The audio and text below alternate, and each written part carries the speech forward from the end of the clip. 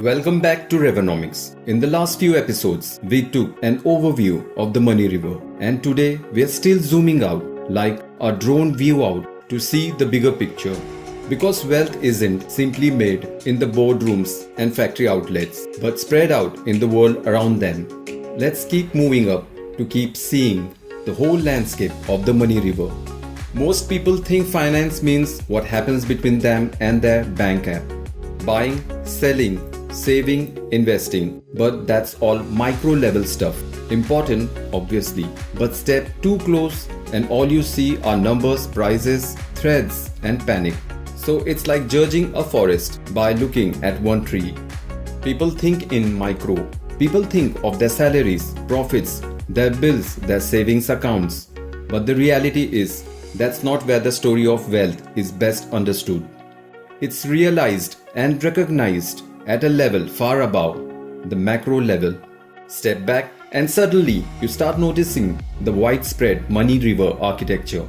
From up here, finance stops being random chaos.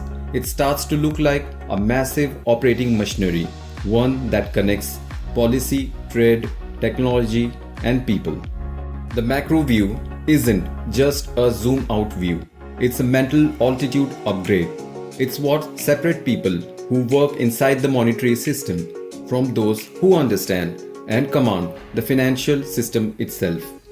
The thing is, every complex system, whether biological, digital, or economic, works in layers. The surface only shows effects such as inflation, interest rates, recessions, growth. But deep down, the causes are brewing in policy, production, population, and perception. A micro thinker reacts to symptoms. A macro thinker diagnoses systems. It's the difference between treating a fever and understanding metabolism. Macro-minded observers look beneath the symptom to find the actual source. A small change in one country's interest rate can ripple across the planet, affecting trade, jobs, and yes, even that extra rupee increased in your coffee bill. That's how interconnected everything is. Money doesn't move aimlessly, it's guided by pre-established pathways. Behind every market surprise are hundreds of designed, laid out choices, policies drafted, data mined, algorithms tuned, trade routes rerouted. For the average person, these show up as unexpected turns. And for someone who sees the money river architecture, these are not surprises, they are scheduled stops. The real advantage of seeing in macro is that you stop reacting to headlines and start foreseeing and expecting them. When you grasp the larger design, volatility becomes a guiding signal, not misleading noise. You read capitalist motion as purposefully established factor. Most people operate inside the economic maze. A few climb above it, and from that height, the maze itself then begins to make sense. The macro lens is not optional, it is mandatorily optical.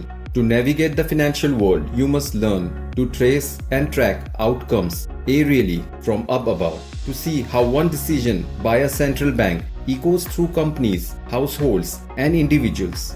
Macro awareness gives you the ability to sense commotion before it arrives, because you have already surveyed the structure where commotion will eventually occur. The macro view isn't about predicting the monetary future.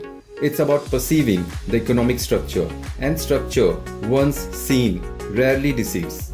The real monetary intelligence isn't only about piling up more financial data or academic degrees, but also about learning to see outwards and sideways, to trace how every income stream connects within the larger economic terrain. Micro thinkers stack economics knowledge vertically, one fact on top of another. Macro thinkers, well, they build horizontally. Macro understanding isn't about stacking your financial knowledge higher, it's about seeing farther. It's about mapping the entire terrain until you can stand at one shore and perceive what happens across the opposite bank. Each territory reveals why the landscape behind or ahead of it behaves as it does. Without that outward integration, financial knowledge remains compressed and condensed, a chunk or block of trivia without travelable architecture. Macro understanding is about scale. It's about building a mental model big enough to hold its complexity so that no single change, no single crisis can overwhelm your understanding and clarity. Macro eyeshot connect facts across regions. They map bridges, terrains, as well as the currents of the money river landscape between trade, technology, and time. They trace how one stream of trade merges with another, forming tributaries of deeper transactions. On one river bank, you learn how currency flows. Further downstream, you observe how policy shifts change that rhythm. Further still, you study tides of global influence, the floods of speculation, and the droughts of restraint. Each part of the money river explains why the other territory behave as they do. Without that big picture connection, financial knowledge stays largely unproductive, like collecting puzzle pieces without ever assembling them. Macro understanding is the moment you step far enough back to finally see the picture on the box. It's what separates the money-making participant from the wealth-building pioneer. It's what separates the cash operator from the asset observer. It's what separates the daily earner from the legacy engineer. The real difference between success and struggle is in how far ahead anyone can see the mechanisms that shape the effort one puts in. Let's take a real example. Two investors, same capital, same ambition. The first one focuses on the next trade, the next stock, the next opportunity. The second investor studies when and why and how markets move, not just where. When the tide changes, and it always does, the first investor panics. The second investor adapts or changes strategies quickly. Macro thinking doesn't guarantee success, but it prevents blindness. And in a world driven by complex technical systems, blindness is the costliest liability. The wisest approach for anyone before making any financial move is to study the features and configurations of the money river system. Look for leverage points, the small hinges that swing big doors, a central bank rate tweak, a shift in trade balance, a change in liquidity flow. They don't happen in isolation.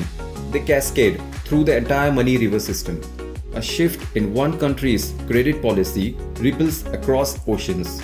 A change in trade balance modifies currency strength, which reshapes export prices, which redefines job markets. This is how the world works, interlinked, not isolated.